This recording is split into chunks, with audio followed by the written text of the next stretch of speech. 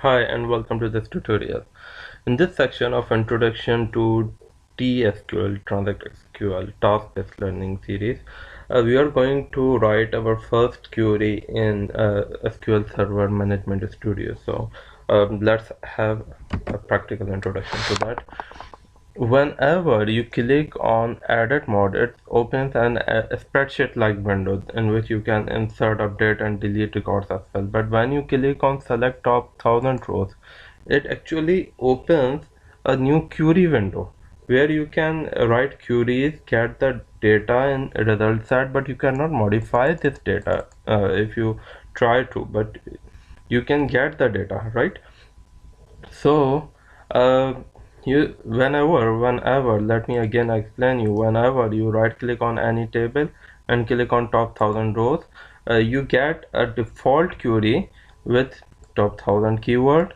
A select query is used to retrieve records from the table, and all columns are listed over here.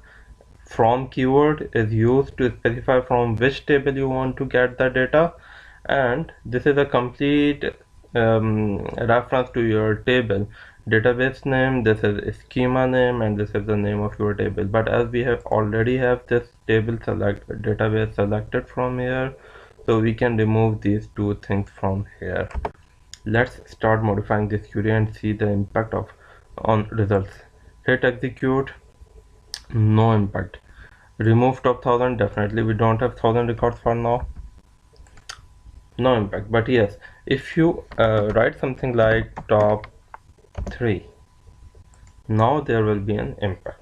It will show you only top 3 records. If you enter top 5, it will display you top 5 records.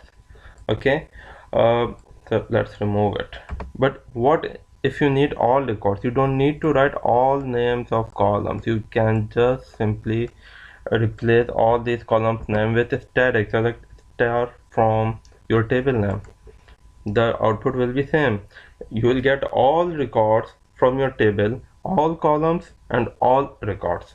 Okay, but if you want to specify the column that you want only person name, and you need only phone number from staff table, I am hitting F5. Okay, F5 will execute the query. Now we have the result that we wanted. Just explore it a bit more. Go into messages. It shows that 8 rows were retrieved, 8 rows affected. Okay, and you can change the way, right? Okay, so this is it for this section.